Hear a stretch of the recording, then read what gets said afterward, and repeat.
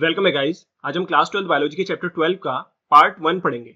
तो इस चैप्टर का नाम है बायोटेक्नोलॉजी एंड इट्स एप्लीकेशंस। तो देखो, इससे पहले जो चैप्टर था चैप्टर 11, उसमें हमने पढ़ा था कि बायोटेक्नोलॉजी क्या होती है, बायोटेक्नोलॉजी की जो प्रोसेसेस होती हैं वो किस तरीके से करी जाती हैं, इसके अलावा इन प्रोसेसेस में किन किन चीजों की रिक्वायरमेंट होती है, इन सब के बारे में हमने पढ़ा था।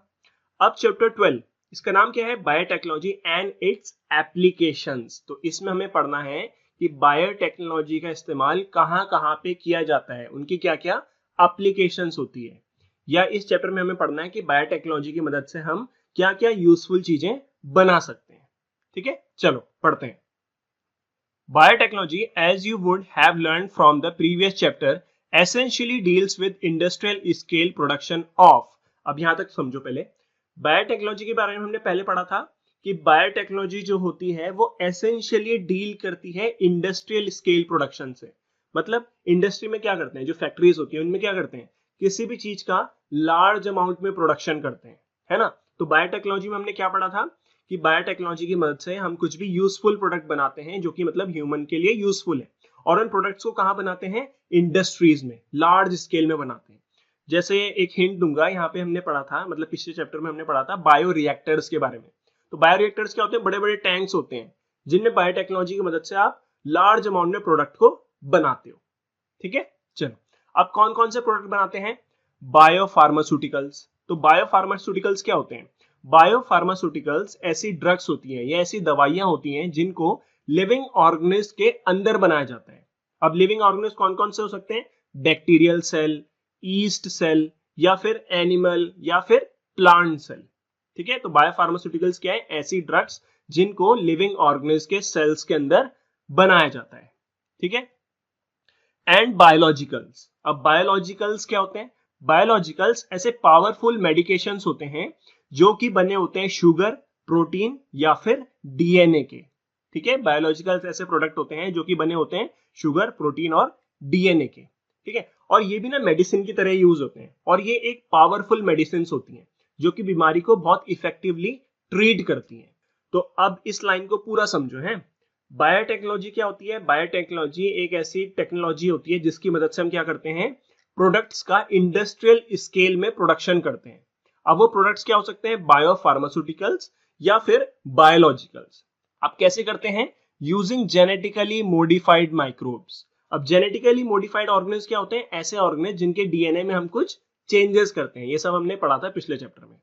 ठीक है, तो बायो फार्मास्यूटिकल्स और बायोलॉजिकल्स को बनाने के लिए आप किसका यूज करोगे? जेनेटिकली मॉडिफाइड माइक्रोब्स का, फंगी का, प्लांट्स एंड एनिमल्स का। ठीक है ना। The applications of biotechnology include therapeutics. अब देखो, बायोटेक्नोलॉजी की एप्लीकेशंस क्या क्या है, मतलब कहां कहां पे इनका इस्तेमाल होता है। तो पहला क्या है? थेराप्यूटिक्स। थेराप्यूटिक्स का मतलब होता है कि किसी डिजीज को ट्रीट करना। ठीक है, तो इसमें भी बायोटेक्नोलॉजी का इस्तेमाल होता है।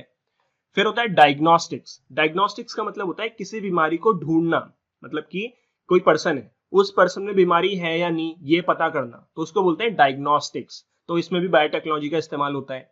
इसके अलावा genetically modified crops for agriculture. अब देखो, खेती होती है, एग्रीकल्चर होता है, उसमें क्या करते हैं? जेनेटिकली मॉडिफाइड क्रॉप्स का इस्तेमाल करते हैं। वैसे ही हमने आगे पढ़ना है, तो थोड़ा यहाँ पे बता देता हूं। जेनेटिकली मॉडिफाइड क्रॉप्स ऐसी क्रॉप्स होती हैं जिनका जो प्रोडक्शन होता है वो बहुत ज्यादा होता है, इनमें डिजीज जल्दी से नहीं लगती है, या जो भी एबायोटिक फैक्टर्स होते हैं, जैसे बहुत ज्यादा सूखा पड़ गया या बाढ़ आ गई, ठीक है, या किसी सॉइल में बहुत ज्यादा सेलिनेशन है, मतलब सॉल्ट बहुत ज्यादा है, तो वहां पे भी ये जेनेटिकली मॉडिफाइड क्रॉप्स आसानी से ग्रो कर जाते हैं और हमें लार्ज स्केल में प्रोडक्शन देते हैं। तो इस तरीके से जेनेटिकली मॉडिफाइड क्रॉप जो होती है ना, काफी ज्यादा यूजफुल होती है। ठीक है, तो ये भी एप्लीकेशन है एक बायोटेक्नोलॉजी की। नेक्स्ट है प्रोसेस्ड फूड। अब प्रोसेस्ड फूड क्या होते हैं उसको एक एग्जांपल से समझो। जैसे आलू है, आलू क्या है? एक रॉ फूड है। अब आलू में आप कुछ प्रोसेसेस करोगे और उसको कन्वर्ट कर दोगे आलू के चिप्स में, फिर उसको पैक कर दोगे। ठीक है, तो आलू के चिप्स क्या हो गए? Processed food. ठीक है, ये एग्जांपल लिया मैंने। अब बायोटेक्नोलॉजी की मदद से आप प्रोसेस्ड फूड में क्या कर सकते हो? देखो, बायोटेक्नोलॉजी की मदद से आप क्या कर सकते हो? प्रोसेस्ड फूड की जो एक्सपायरी है उसको बढ़ा सकते हो, मतलब लंबे टाइम तक प्रोसेस्ड फूड खराब नहीं होगा। दूसरी क्या चीज है कि बायोटेक्नोलॉजी की मदद से प्रोसेस्ड फूड में जल्दी से माइक्रोब्स नहीं लगते हैं, तो वो जल्दी से खराब नहीं होगा। दूसरा क्या है कि बायोटेक्नोलॉजी की मदद से आप प्रोसेस्ड फूड की जो क्वालिटी है उसको इंप्रूव कर सकते हो। ठीक है, चलो इसके बाद आता है बायो रेमिडिएशन। अब बायो रेमिडिएशन का मतलब क्या होता है इसको समझो। देखो इन्वायरमेंट में कहीं पे यहाँ पे पॉल्यूशन है, ठीक है, यहाँ पे कुछ मटेरियल है जिनकी वजह से पॉल्यूशन हो रखा है। अब इस मटेरियल को हटाने के लिए हमने क्या किया, यहाँ पे माइक्रोब्स को इंट्रोड्यूस कर दिया। अब ये माइक्रोब्स क्या करेंगे, इन पॉल्यूटेंट्स को कंज्यूम करेंगे। बात समझ में आ रही है? माइक्रोब्स क्या करेंगे, इन पॉल्यूटेंट्स को कंज्यूम कर लेंगे या फिर डिस्ट्रॉय कर देंगे।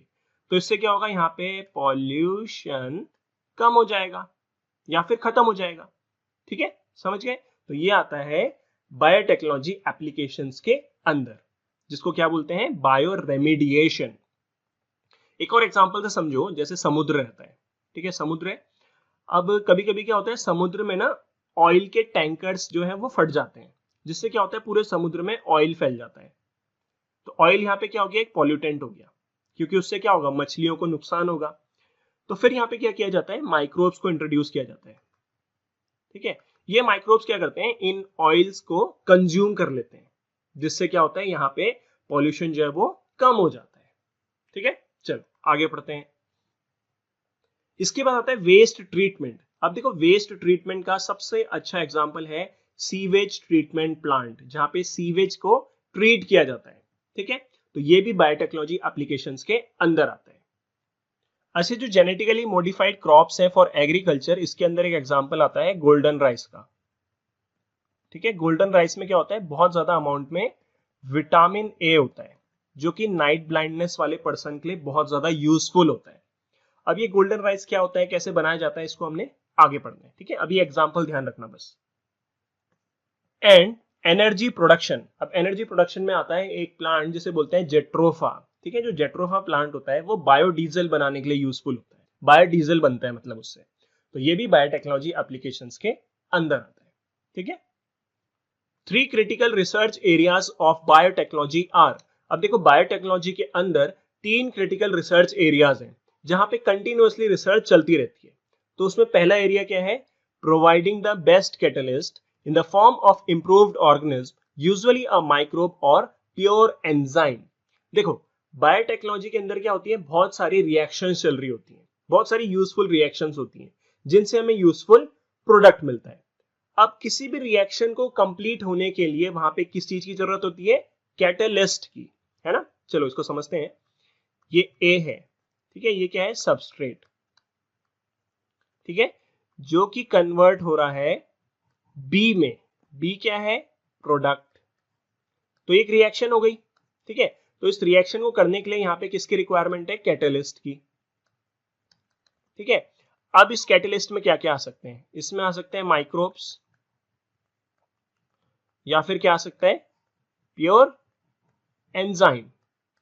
ठीक है, माइक्रोब या फिर प्योर एंजाइम। अब देखो अभी भी हमारे पास बहुत सारे ऐसे माइक्रोब्स हैं या बहुत सारे ऐसे प्योर एंजाइम हैं जो इस ए सबस्ट्रेट को बी प्रोडक्ट में कन्वर्ट कर देंगे। बट लेकिन यहां पे कंटिन्यूअसली रिसर्च चलती रहती है कि हमें बहुत एफिशिएंट या इंप्रूव्ड माइक्रोब्स मिल सकें। देखो हमारे पास अभी भी माइक्रोब्स हैं, बट लेकिन रिसर्च क्या चलती रहती है कि हमें और ज्यादा इंप्रूव्ड और ज्यादा अच्छे माइक्रोब्स मिल सकें, जो कि इस रिएक्शन को और एफिशिएंटली या और फास्ट तरीके से कंप्लीट कर सकें। दूसरा क्या है, हमारे पास बहुत सारे ऐसे एंजाइम है जिनका इस्तेमाल हम बायोटेक्नोलॉजी में करते हैं, बट लेकिन अभी भी कंटिन्यूअसली रिसर्च चल रही है ताकि हमें और ज्यादा अच्छे एंजाइम्स मिल सकें जो कि इस रिएक्शन को बहुत फास्ट तरीके से या बहुत एफिशिएंटली कर दें। समझ में आ रही है ना बात? तो इस फील्ड में या इस एरिया में बहुत ज्यादा रिसर्च चलती रहती है। इसके बाद है creating optimal conditions through engineering for a catalyst to act. अब देखो जैसे कि आपको पता है कि कैटलिस्ट को काम करने के लिए एक ऑप्टिमल कंडीशन या ऑप्टिमल इन्वायरमेंट चाहिए होता है। ठीक है, ऑप्टिमल इन्वायरमेंट में जैसे आप बोल सकते हो कि ऑप्टिमल टेम्परेचर चाहिए होता है या ऑप्टिमल पीएच चाहिए होता है। ठीक है ना, तभी वो ठीक से काम कर पाएगा। कौन, कैटलिस्ट, जब उसको ऑप्टिमल कंडीशंस मिलेगी। तो इस फील्ड में क्या किया जाता है, इस फील्ड या इस एरिया में क्या किया जाता है कि हम कंटिन्यूअसली रिसर्च करते रहते हैं कि किस तरीके से कैटलिस्ट को एक बहुत ही अच्छा इन्वायरमेंट प्रोवाइड किया जा सके जिससे ये कैटलिस्ट बहुत अच्छे से रिएक्शन को कर सके। ठीक है। थर्ड है downstream processing technologies to purify the protein organic compound. अब डाउनस्ट्रीम प्रोसेसिंग क्या होती है, ये आपने पिछले चैप्टर में पढ़ा था, है ना। डाउनस्ट्रीम प्रोसेसिंग के अंदर ऐसी टेक्नोलॉजीज आती है जिनकी मदद से आप क्या करते हो, जो प्रोडक्ट है उसको सेपरेट एंड प्यूरिफाई करते हो। ठीक है, ये हमने पढ़ा था। तो ये एरिया जो है, ये तीसरा एरिया, इसमें क्या किया जाता है, कंटिन्यूअसली रिसर्च करी जाती है ताकि हम नई नई टेक्नोलॉजीज को ढूंढ सकें जिनकी मदद से हम आसानी से प्रोडक्ट को सेपरेट और प्यूरिफाई कर सकें, मतलब आसानी से डाउनस्ट्रीम प्रोसेसिंग को कर सकें। तो इसमें भी रिसर्च चलती रहती है। Let us now learn how human being have used biotechnology to improve the quality of human life, specially in the field of food production and health. तो अब हम यहाँ पे पढ़ेंगे कि किस तरीके से ह्यूमन बीइंग ने बायोटेक्नोलॉजी का इस्तेमाल करके अपनी जो लाइफ है उसको इंप्रूव किया है, स्पेशली कौन से फील्ड में, फूड प्रोडक्शन में और हेल्थ में। तो यहाँ पे इस चैप्टर में हमें क्या पढ़ना है, इस चैप्टर में बेसिकली हमें ये पढ़ना है कि बायोटेक्नोलॉजी ने हमारी मदद किस तरीके से करी फूड प्रोडक्शन और हेल्थ में। ठीक है, चलो बायोटेक्नोलॉजिकल एप्लीकेशंस इन एग्रीकल्चर। तो अब हम पढ़ेंगे कि बायोटेक्नोलॉजी का इस्तेमाल किस तरीके से एग्रीकल्चर में किया जाता है ताकि जो ह्यूमन बीइंग है उसकी लाइफ इंप्रूव हो सके। ठीक है, चलो let us take a look at the three options that can be thought for increasing food production। तो सबसे पहले हम यहाँ पे देखेंगे कि हमारे पास कौन से तीन ऑप्शंस हैं जिनकी मदद से हम अपने फूड के प्रोडक्शन को बढ़ा सकते हैं या खेती को इंप्रूव कर सकते हैं। तो उसमें पहला क्या आता है, एग्रोकेमिकल बेस्ड एग्रीकल्चर। ऐसा एग्रीकल्चर करना, ऐसा खेती करना जिसमें एग्रोकेमिकल्स का इस्तेमाल होता है। एग्रोकेमिकल्स में क्या आते हैं, फर्टिलाइजर्स, ठीक है, इसके अलावा क्या आते हैं, वीडीसाइड्स आते हैं, फंगीसाइड्स आते हैं। मतलब इस एग्रीकल्चर में क्या करते हैं, केमिकल्स का इस्तेमाल करते हैं। अब देखो नुकसान क्या है इसका। पहला नुकसान तो यह है कि जो एग्रोकेमिकल्स होते हैं बहुत ज्यादा महंगे होते हैं, तो जो गरीब किसान होगा वो इनको नहीं ले पाएगा। दूसरा नुकसान क्या होता है कि अगर केमिकल का इस्तेमाल बहुत ज्यादा किया जाए तो उससे क्या होता है, उससे उस एरिया में जो पानी है या फिर जो मिट्टी है उसमें पॉल्यूशन बढ़ सकता है। उसमें क्या बढ़ सकता है, पॉल्यूशन।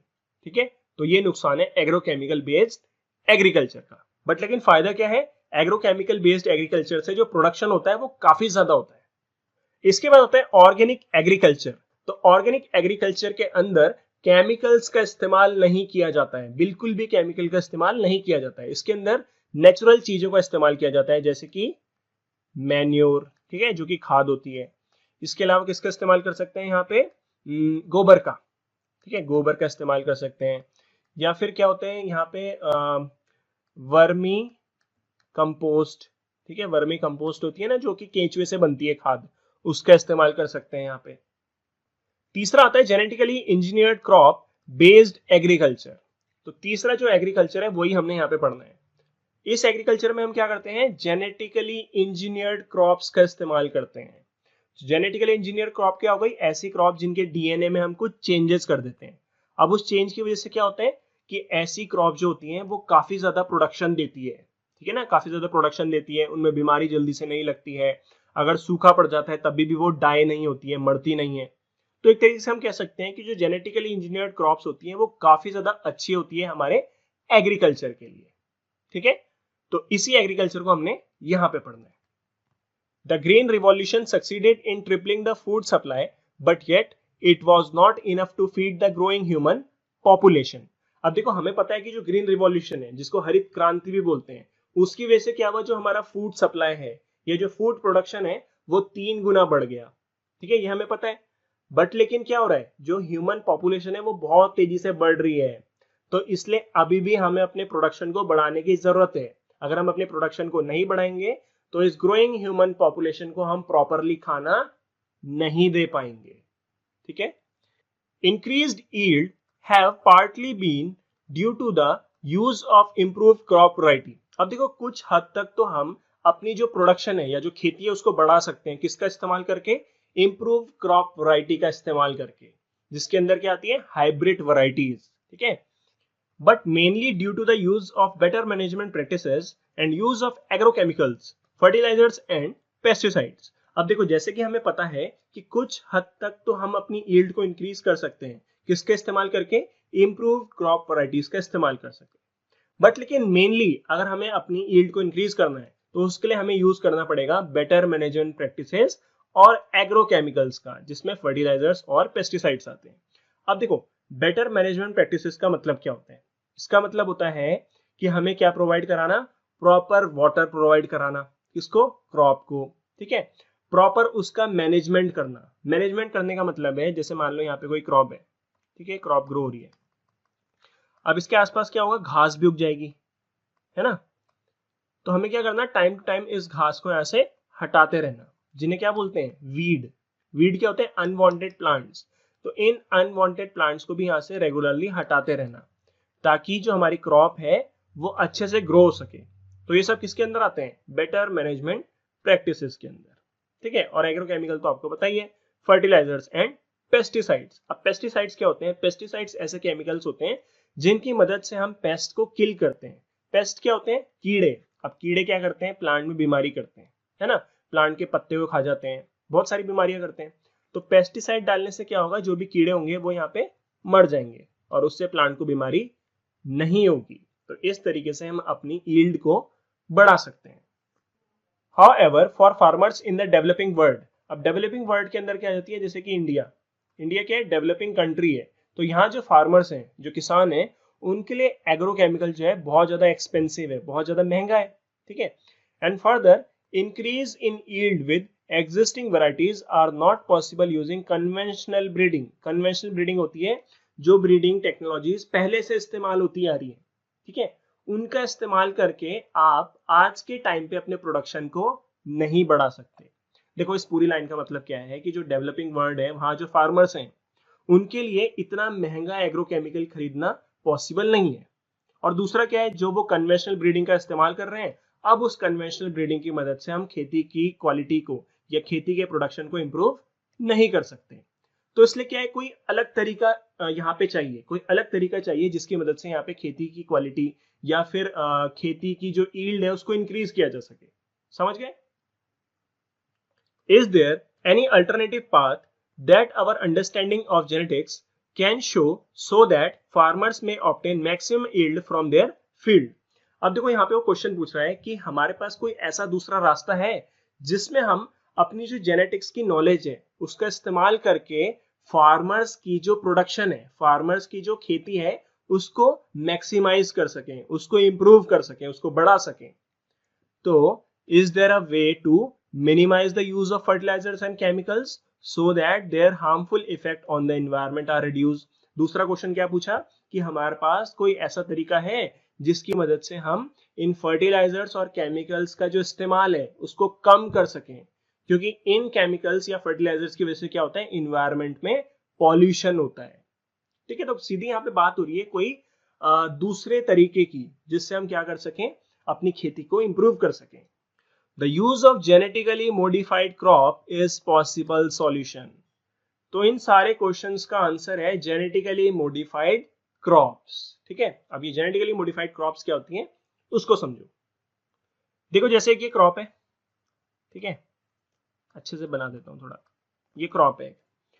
अब इस क्रॉप में आपने क्या किया? बाहर से कोई जीन डाल दी। ठीक है, समझ रहे हो? इस क्रॉप में क्या किया आपने? बाहर से कोई जीन डाल दी। तो फिर ये क्रॉप कैसी हो गई? ये हो गई जेनेटिकली मॉडिफाइड क्रॉप।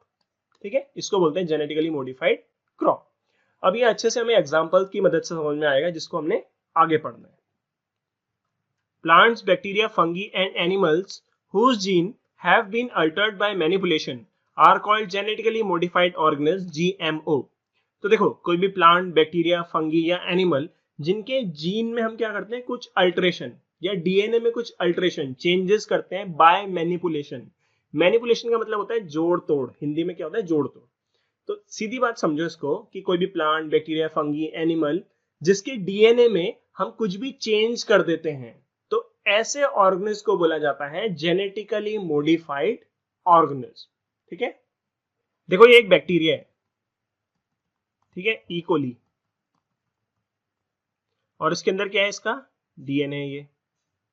ठीक है, तो यहां पे हमने एक ह्यूमन लिया, इस ह्यूमन की बॉडी से हमने एक जीन निकाली। ये जीन कौन सी है? ह्यूमन इंसुलिन जीन, ठीक है, जो कि ह्यूमन में इंसुलिन बनाती है। अब यहाँ पे क्या किया गया, इस ह्यूमन इंसुलिन जीन को ट्रांसफर कर दिया कहाँ? ई कोलाई के अंदर, और ई कोलाई में जो ई कोलाई का डीएनए है उससे इस जीन को जोड़ दिया, ठीक है। तो इस तरीके से हमने क्या किया, ई कोलाई बैक्टीरिया का जो डीएनए है उसमें अल्टरेशन करी, कुछ चेंजेस करे, और हमने क्या पढ़ा है, जेनेटिकली मॉडिफाइड ऑर्गेनिज्म ऐसे ऑर्गेनिज्म होते हैं जिनके डीएनए या जीन्स में आप कुछ चेंजेस कर देते हो। तो इस तरीके से यहाँ पे क्या हो गया, ये जो ई कोली है ये क्या हो गया, जीएमओ, जेनेटिकली मॉडिफाइड ऑर्गेनिज्म, क्योंकि इसके अंदर आपने ह्यूमन इंसुलिन जीन डाल दिया। क्लियर? अब हम यहाँ पे एग्रीकल्चर के बारे में पढ़ रहे हैं, इसलिए यहाँ पे हम जीएम प्लांट्स की बात करेंगे। Genetically modified plants have been useful in many ways. अब देखो जो जेनेटिकली मॉडिफाइड प्लांट्स होते हैं ना वो काफी ज्यादा यूजफुल होते हैं। जैसे genetically modifications has made crops more tolerant to abiotic stress, cold, drought, salt, heat. अब इसको समझो, देखो जो जेनेटिकली मॉडिफाइड क्रॉप्स होती हैं वो ज्यादा अच्छे से टॉलरेट कर पाती हैं एबायोटिक स्ट्रेस को। बात समझो, एक नॉर्मल प्लांट है, ठीक है, एक नॉर्मल प्लांट है, वो कोल्ड में क्या हो जाएगा, डाई हो जाएगा। ड्रॉट हो गया, ड्रॉट मतलब सूखा पड़ गया, उसमें डाई हो जाएगा। या किसी सॉइल में बहुत ज्यादा सॉल्ट की क्वांटिटी बढ़ जाए तो वो प्लांट डाई हो जाएगा। बहुत ज्यादा हीट बढ़ जाए तो वो प्लांट डाई हो जाएगा। कौन सा प्लांट? Normal plant. बट लेकिन जो जेनेटिकली मॉडिफाइड प्लांट होगा वो इस एबायोटिक स्ट्रेस जैसे कि कोल्ड, ड्रॉट, सॉल्ट, हीट, इसको बहुत अच्छे से झेल लेगा और डेड नहीं होगा। मतलब इस कंडीशंस में भी वो अपनी प्रोडक्शन देता रहेगा। तो इस तरीके से जेनेटिकली मॉडिफाइड प्लांट जो गए वो कैसे हो गए, बहुत ज्यादा यूजफुल हो गए। Reduce reliance on chemical pesticides, pest resistant crops. अब देखो यहाँ पे क्या है, हमने एक बनाया पेस्ट रेजिस्टेंट क्रॉप, ठीक है। तो जो पेस्ट रेजिस्टेंट क्रॉप होगा ना, इसके अंदर अपनी खुद की एक प्रॉपर्टी होगी जिसकी वजह से इस पे कीड़ा नहीं लगेगा, मतलब पेस्ट नहीं लगेगा। जैसे कि प्लांट है, ये क्या है, पेस्ट रेजिस्टेंट। तो इस प्लांट के अंदर ही ऐसी प्रॉपर्टी है कि इस पे कीड़ा नहीं लगेगा, ठीक है ना। तो हमें बाहर से कोई भी पेस्टिसाइड डालने की जरूरत नहीं है, क्योंकि इस प्लांट में क्या है, पेस्ट रेजिस्टेंट क्वालिटी पहले से है। तो बाहर से हमें कोई भी केमिकल डालने की जरूरत नहीं है। तो इस वजह से क्या होगा, इस वजह से जो क्रॉप है उसकी जो रिलायंस है, रिलायंस मतलब डिपेंडेंस है केमिकल पे, वो रिड्यूस हो जाएगी, क्योंकि अब यहाँ पे केमिकल्स की जरूरत है ही नहीं। इस पेस्ट रेजिस्टेंट क्रॉप का एग्जांपल है बीटी क्रॉप्स, ठीक है, इसको भी हमने आगे पढ़ना है। Help to reduce post harvested losses. अब पोस्ट हार्वेस्टेड का मतलब क्या होता है, देखो कोई अनाज है, ठीक है, उसकी आपने कटाई करी, तो कटाई से लेके उसके कंजप्शन तक जो भी चीजें आती हैं उसे बोलते हैं पोस्ट हार्वेस्टेड, ठीक है। अब इसमें देखिए क्या होता है, कटाई के बाद ना बहुत सारी ऐसी अनाज होती है जो कि खराब हो जाती है। मेनली कहाँ पे होती है, स्टोरेज के टाइम पे। आपने कटाई वटाई करी, उसके बाद अनाज को निकाला, उसको स्टोर कर दिया। अब स्टोरेज के टाइम पे क्या होते हैं, बहुत सारी अनाज खराब हो जाती है। तो अब देखो यहाँ पे क्या है, जो जेनेटिकली मॉडिफाइड क्रॉप्स होती है ना, उनमें जो पोस्ट हार्वेस्टेड लॉस होता है वो बहुत कम होता है, मतलब ये क्रॉप जल्दी से खराब नहीं होती है। Increased efficiency of mineral uses by plants, this prevent early exhaustion of fertility of soil. अब देखो इस बात को समझो, जैसे कि एक जेनेटिकली मॉडिफाइड क्रॉप है, ठीक है, और यहाँ पे एक सॉइल है। इस सॉइल के ऊपर क्या है, ये जेनेटिकली मॉडिफाइड क्रॉप ग्रो कर रही है। अब देखो ये जो क्रॉप होती है जीएम क्रॉप्स, ये क्या करती हैं, एफिशिएंटली मिनरल्स को यूज करती हैं। मतलब ऐसा नहीं कि ये जो क्रॉप है सारे मिनरल्स को ले लेगी, इस सॉइल के सारे मिनरल्स को ले लेगी, इस तरीके से नहीं करती है। ये क्या करती है, जितना इसे मिनरल चाहिए होता है उतना ही मिनरल सॉइल से लेती है। इसका मतलब एफिशिएंटली मिनरल को यूज करती है। तो इससे फायदा क्या होता है, early exhaustion of fertility of soil नहीं होता है। मतलब जो सॉइल की फर्टिलिटी है वो जल्दी से खत्म नहीं होती है। क्यों? क्योंकि जो जीएम क्रॉप्स होती हैं वो एफिशिएंटली जितनी जरूरत होती है उतने ही मिनरल को लेती है। समझ गए? तो अगर यहाँ पे फर्टिलिटी जल्दी से खत्म नहीं होगी तो इससे हम क्या कर सकते हैं, और भी क्रॉप्स को यहाँ पे लगा सकते हैं। Enhanced nutritional value of food. अब देखो जो जेनेटिकली मॉडिफाइड क्रॉप्स होती हैं उनमें जो न्यूट्रिशनल वैल्यू होती है वो बहुत ज्यादा होती है। अब इसका एग्जांपल है गोल्डन राइस, ठीक है। अब ये एक ऐसा राइस होता है जिसमें विटामिन ए बहुत ज्यादा अमाउंट में होता है। ठीक है, इसको समझते हैं। देखो गोल्डन राइस, अब गोल्डन राइस क्या है, एक जेनेटिकली मॉडिफाइड क्रॉप है। इसका मतलब इसके डीएनए में कुछ चेंज किया गया होगा, है ना। तो ये क्रॉप है, ठीक है, गोल्डन राइस। अब देखो ये बनाई कैसे जाती है। इस राइस में क्या किया जाता है, एक जीन को इंसर्ट किया जाता है, और ये जीन किससे निकालते हैं, मेज से। ठीक है, मक्की होती है, उससे एक जीन को निकालते हैं, इस जीन को इस राइस में डाल दिया जाता है। इसी तरीके से एक और जीन होती है जो कि एक बैक्टीरिया से मिलती है, इस जीन को भी इस राइस में डाल दिया जाता है। तो इस तरीके से गोल्डन राइस बनता है। ठीक है, अब इस जीन के डालने से होगा क्या, देखो इस जीन के डालने से होगा ये कि इस गोल्डन राइस में जो राइस होगा, ठीक है, उसमें क्या होगा, बहुत ज्यादा अमाउंट में बीटा कैरोटीन बनेगा। ठीक है, क्या बनेगा, बीटा कैरोटीन।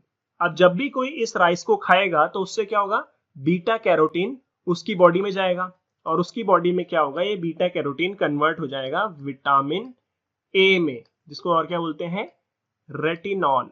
ठीक है, इसमें कन्वर्ट हो जाएगा। तो इस तरीके से क्या होगा, उस पर्सन की बॉडी को विटामिन ए बहुत ज्यादा अमाउंट में मिलेगा। ठीक है, अब विटामिन ए की कमी से क्या होता है, नाइट ब्लाइंडनेस। ठीक है, थोड़ा सा और देख लेते हैं इसको। देखो आपने पढ़ा होगा कि आंख में क्या होते हैं, रॉड और कोन सेल होते हैं। जो रॉड सेल होते हैं वो लो लाइट में देखने के लिए यूज होते हैं। ठीक है, लो लाइट में देखने के लिए यूज होते हैं। अब रॉड सेल बने होते हैं किसके, रोडोप्सिन पिगमेंट के। और रोडोप्सिन पिगमेंट में क्या होता है, एक होता है ऑप्सिन, ठीक है, जो कि एक प्रोटीन होता है, थोड़ा एक्स्ट्रा है ये वैसे 11th का है। तो ऑप्सिन रहता है इसमें, और एक रहता है रेटिनल। ठीक है, अब ये जो रेटिनल होता है ये बना होता है विटामिन ए का। तो इस रेटिनल की जब कमी हो जाएगी तो उससे क्या होगा, रोडोप्सिन की कमी हो जाएगी। रोडोप्सिन की कमी हो जाएगी तो उससे रॉड सेल्स की कमी हो जाएगी। अब रॉड सेल्स की कमी हो जाएगी तो उससे क्या होगा कि जो डिम लाइट है या लो लाइट है उसमें ऐसा पर्सन जिसकी बॉडी में रॉड सेल कम है वो देख नहीं पाएगा। तो रॉड सेल की कमी से क्या हो जाएगा, नाइट ब्लाइंडनेस, मतलब रात को देखने में प्रॉब्लम होगी। समझ गए। तो ऐसे पर्सन को क्या दिया जाता है, गोल्डन राइस। क्योंकि गोल्डन राइस देने से क्या होगा, उस पर्सन की बॉडी में विटामिन ए का लेवल बढ़ जाएगा, जिससे रेटिनल बढ़ जाएगा, फिर रोडोप्सिन बढ़ जाएगा, फिर रॉड सेल बन जाएगा, और उसकी जो बीमारी है वो ठीक हो जाएगी। In addition to these uses, GM has been used to create tailor-made plants to supply alternative resources to industries in the form of starches, fuels and pharmaceuticals. अब सबसे पहले समझो टेलर मेड। देखो आपको एक शर्ट बनानी है, तो उस शर्ट को बनाने के लिए आप टेलर पे गए, तो टेलर क्या करेगा, आपकी बॉडी का साइज लेगा, तो बॉडी के साइज के अकॉर्डिंग वो क्या बनाएगा, आपकी शर्ट बनाएगा। उसी तरीके से जो जेनेटिकली मॉडिफाइड प्लांट्स होते हैं उनको क्या बोला जाता है, टेलर मेड। ठीक है, इसको समझो। देखो एक आपको ऐसा प्लांट बनाना है, ऐसा जेनेटिकली मॉडिफाइड प्लांट बनाना है जो कि आपको बहुत ज्यादा स्टार्च दे। ठीक है, आपको बहुत ज्यादा क्या दे, स्टार्च दे। तो आप क्या करोगे, उसी तरीके से इस प्लांट को डेवलप करोगे ताकि वो बहुत ज्यादा स्टार्च दे। अब आपको क्या करना है, यहाँ पे एक प्लांट चाहिए जो कि आपको फ्यूल्स दे, तो आप उसी तरीके से इस प्लांट को डेवलप करोगे ताकि वो बहुत ज्यादा फ्यूल दे। बात समझ में आ रही है ना। तो अकॉर्डिंग टू द प्रोडक्ट कि कैसा प्रोडक्ट चाहिए उस हिसाब से क्या बनाया जाता है, प्लांट बनाया जाता है, इसलिए इसको बोला जाता है टेलर मेड। अब इसको थोड़ा और समझते हैं एक एग्जांपल की मदद से। देखो एक प्लांट होता है जिसका नाम होता है सैफफ्लावर प्लांट। ठीक है, ये है वो प्लांट। अब इस प्लांट में क्या करते हैं, इस प्लांट में ह्यूमन इंसुलिन जीन को ट्रांसफर कर देते हैं। ठीक है, इस जीन को इस प्लांट के अंदर ट्रांसफर कर देते हैं। तो इससे क्या होगा, ये जो सैफफ्लावर प्लांट होता है ना, इसके अंदर क्या बनने लगेगा, ह्यूमन इंसुलिन। इसके अंदर क्या बनने लगेगा, ह्यूमन इंसुलिन। तो देखो इसमें हमने क्या किया, एक ऐसा प्लांट डेवलप किया जो कि ह्यूमन इंसुलिन को बनाता है। तो ये क्या हो गया, टेलर मेड प्लांट हो गया। ठीक है, नाम ध्यान रखना, सैफफ्लावर प्लांट। इससे क्या बनता है, इंसुलिन बनता है। Some of the applications of biotechnology in agriculture that you will study in detail are the production of pest-resistant plants. अब इसको समझो। देखो बायोटेक्नोलॉजी की जो एप्लीकेशंस है एग्रीकल्चर फील्ड में, उसके अंदर एक टॉपिक आता है production of pest resistant plants. तो इस टॉपिक को आपने यहाँ पे डिटेल में पढ़ना है। अब पेस्ट रेजिस्टेंट प्लांट क्या होते हैं, देखो ये वैसे मैंने पहले ही बताया था, पेस्ट रेजिस्टेंट प्लांट्स, ठीक है, ये एक प्लांट है जिसको मैं पेस्ट रेजिस्टेंट बोल रहा हूं। तो इस प्लांट के अंदर क्या होगा ना, इंटरनल एक खूबी होगी जिससे इसके ऊपर कोई भी पेस्ट नहीं लग पाएगा। पेस्ट मतलब कोई भी इंसेक्ट वगैरह, कोई कीड़ा नहीं लग पाएगा। तो ऐसे प्लांट को बोलते हैं पेस्ट रेजिस्टेंट प्लांट, ठीक है। Which could decrease the amount of pesticide uses. अब देखो, अब इस प्लांट के अंदर क्या है, अंदर से ही एक प्रॉपर्टी है जिससे इस पे कोई भी कीड़ा नहीं लग पा रहा है, कोई भी पेस्ट नहीं लग पा रहा है। तो बाहर से हमें पेस्टिसाइड, कोई भी केमिकल डालने की जरूरत नहीं है, ठीक है। BT toxin is produced by bacterium called bacillus thuringiensis, BT for short. अब एक यहाँ पे बैक्टीरिया है जिसे बोलते हैं बीटी बैक्टीरिया, ठीक है। बीटी बैक्टीरिया के अंदर एक क्या बनता है, बीटी टॉक्सिन। और ये बीटी टॉक्सिन किससे बनता है, एक जीन से, ठीक है। बात समझ में आ रही है। ये बीटी बैक्टीरिया है, इस बीटी बैक्टीरिया के अंदर एक जीन है जो बीटी टॉक्सिन बनाती है। और ये जो बीटी टॉक्सिन होती है ना, ये पेस्ट्स को किल करती है, ठीक है, जो कीड़े होते हैं उसको मार देती है। BT toxin gene has been cloned from the bacteria and been expressed in plants to provide resistant to insect without the need of insecticides, in effect create a biopesticide. समझो इसको, देखो बीटी बैक्टीरिया के अंदर ये gene है, BT toxic gene, ठीक है। ये क्या है, बीटी टॉक्सिक जीन है जो कि बीटी टॉक्सिन बनाती है। और ये जो बीटी टॉक्सिन होता है ये पेस्ट को किल करता है। तो हमने सिंपली यहाँ पे क्या किया, इस जीन को ट्रांसफर कर दिया प्लांट में, ठीक है। ये जो जीन है बीटी टॉक्सिक जीन, इसको हमने किसके अंदर डाल दिया, प्लांट के अंदर डाल दिया। अब इससे क्या हुआ, प्लांट में क्या बनने लगा, बीटी टॉक्सिन, ठीक है ना। प्लांट में क्या बनने लगा, बीटी टॉक्सिन। तो इस वजह से क्या होगा, जैसे इस प्लांट के ऊपर कोई भी इंसेक्ट आएगा या कोई भी पेस्ट आएगा तो वो मर जाएगा, क्योंकि इस प्लांट के अंदर क्या बन रहा है, बीटी टॉक्सिन। तो इस बीटी टॉक्सिन की वजह से जो भी इंसेक्ट या जो भी पेस्ट यहाँ पे आएगा वो मर जाएगा, ठीक है। तो इस तरीके से क्या हुआ, यहाँ पे हमें कोई भी इंसेक्टिसाइड यूज करने की जरूरत नहीं पड़ी। और इस तरीके से हमने यहाँ पे क्या बनाया, एक बायो पेस्टिसाइड। बायोपेस्टिसाइड क्या हो गया कि बायोलॉजिकली आपने क्या किया, पेस्ट को किल कर दिया, ठीक है। तो ऐसे को बोलते हैं बायोपेस्टिसाइड। तो सिंपल सी चीज है, बीटी बैक्टीरिया के अंदर क्या होती है, एक जीन होती है बीटी टॉक्सिन जीन। उस जीन से क्या बनता है, बीटी टॉक्सिन बनता है। बीटी टॉक्सिन पेस्ट को किल करता है।